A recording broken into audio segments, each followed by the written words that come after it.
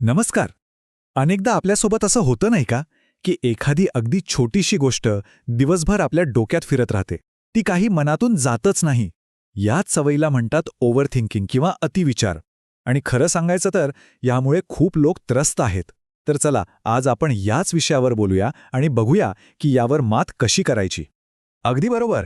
बघा ना, एखादी साधीशी गोष्ट घडते, कुणीतरी काहीतरी बोलतं आणि आपलं मन मात्र दिवसभर त्याच विचारात अडकून पडतं.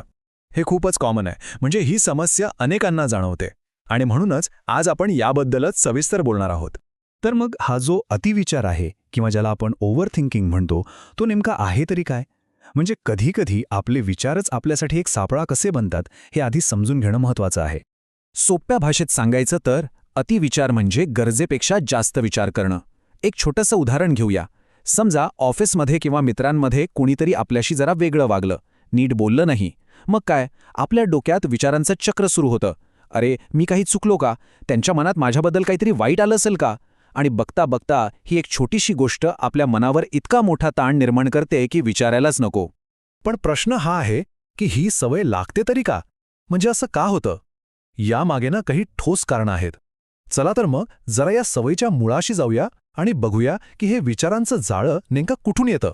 याचं सगळ्यात मोठं आणि खरं सांगायचं तर मूळ कारण आहे कमी आत्मविश्वास. हो, जेव्हा माणसाचा स्वतःवरच विश्वास नसतो, तेव्हा साहजिकच आहे की तो प्रत्येक लहान-सहान गोष्टीचं, प्रत्येक निर्णयाचं गरजेपेक्षा जास्त विश्लेषण करत बसतो. आणि दुसरं एक महत्त्वाचं कारण आहे भूतकाळात अडकून राहणं. बघा, काही लोक कसे असतात, चुकांमधून शिकतात आणि पुढे निघून जातात. पण काही जण मात्र त्या भूतकाळातल्या चुकांना घट्ट धरून बसतात. सतत तेच आठवत राहतात. आणि याचा परिणाम काय होतो? मन सतत तणावाखाली राहतं आणि मग वर्तमानात जगणंच मुश्किल होऊन बसतं.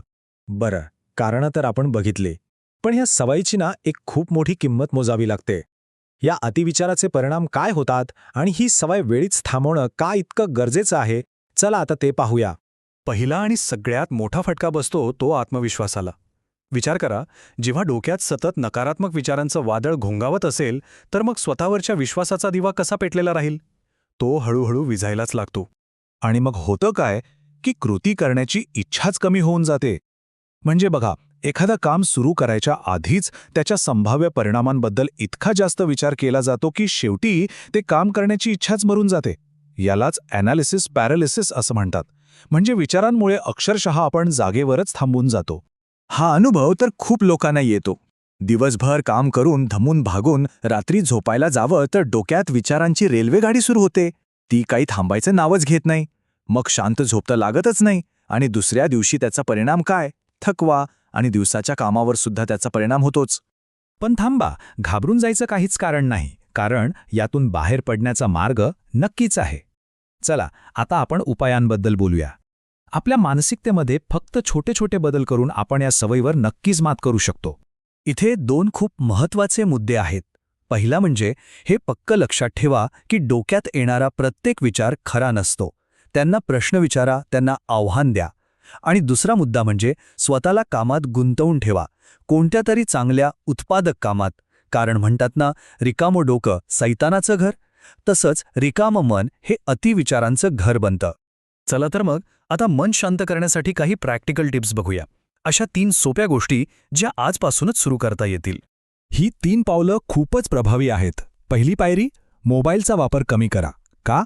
कारण सोशल मीडियावर आपण इतरांची आयुष्य बघून जी अनावश्यक तुलना करत बसतो ती थांबते. दुसरी पायरी, रोज फक्त 10 मिनिटं शांत बसा आणि आपल्या श्वासावर लक्ष केंद्रित करा. बघा, यामुळे मन किती स्थिर होतं ते. आणि तिसरी, सगळ्यात महत्त्वाची पायरी, स्वतःवर विश्वास ठेवायला शिका. प्रत्येक गोष्टीत परफेक्ट असण्याची काही गरज नाही हे मनाला समजावून सांगा. एक गोष्ट मात्र लक्षात ठेवली पाहिजे, ही सवय काही एका दिवसात सुटणार नाही. हा एक प्रवास आहे, एक प्रोसेस आहे.